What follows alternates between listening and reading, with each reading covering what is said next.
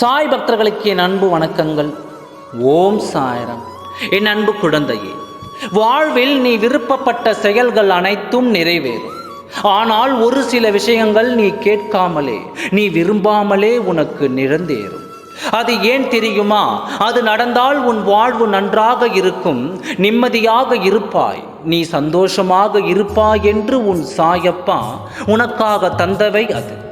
அதை நீ மனப்பூர்வமாக பரிபூர்ணமாக ஏற்றுக்கொள். அதனால் எந்த ஒரு குறையும் உனக்கு நிகழாது. உன் விருப்பம் இல்லாமல் உன்னிடம் ஒரு நிகழ்வு வருகிறது என்றால் அது உன் அப்பா உன் அருகில் உனக்கான நல்லதை எடுத்து தருகிறேன் என்று நம்பிக்கையோடு அதை ஏற்றுக்கொள். நீ விரும்பியதை மட்டும்தான் உன் கண்கள் பார்க்கும், அதை மட்டும்தான் கேட்க தோணும். உனக்கு தெரியாத விஷயங்கள், உன் கண்ணுக்கு படாத விஷயங்கள், ஆனால் உனக்கு நல்ல விஷயங்கள் என்று 1000 இருக்கிறது. அது உன் சாயப்பாவிற்கு தெரியும். அதை உன் கண்கள் பார்க்கும் வண்ணம் நான் விரைவில் உனக்கு செய்வேன். உன்னை படைத்தவர் நான் என்று நீ உணரும் பொழுது உனக்கானதையும் சேர்த்துதானே படைத்திருப்பேன். நீ பிறந்த பொழுதே நீ அனுபவிக்க வேண்டிய அனைத்தையும் படைத்து விட்டேன். இனிமேல் எதுவும் மிச்சமில்லை. படைத்த அனைத்தையும் உன்னிடம் சேர்ப்பது மட்டும்தான் இனி என் வேலை. அதுதான் என் பாக்கி. ஒரு பெண் பிறப்பதற்கு முன்னால் அவருக்கு தேவையான ஆண்மகன் பிறந்திருப்பார்.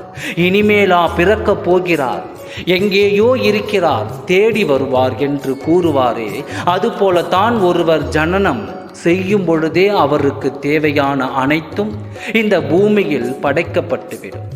உனக்கும் அப்படித்தான் அப்பா. உனக்கு தேவையான அனைத்தையும் படைத்து விட்டேன். இனி ஒவ்வொன்றாக உன் கையில் சேர்ப்பேன். ஏதோ ஒன்று தாமதமாகின்றது என்று நீ நினைக்கிறாய். ஆனாலும் உனக்கானது உன்னிடம் சேர்க்காமல் அப்பா நான் ஓய மாட்டேன். நிச்சயம் அனைத்தையும் உன் கையில் சேர்த்து உன் வாழ்க்கை அழகாகுவதை பார்த்து ஆனந்தப்படுவதுதான் உன் சாயப்பாவின் முதல் கடமை.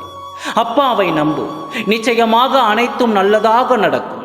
உனக்கு தேவையானதை தகுந்த நேரத்தில் தக்க சமயத்தில் சரியான பதிலடி நான் கொண்டு வந்து சேர்ப்பேன். அப்பா நான் இருக்கிறேன், அனைத்தும் நன்மைக்கே. ஓம் சாய்ராம். நன்றி, வணக்கம்.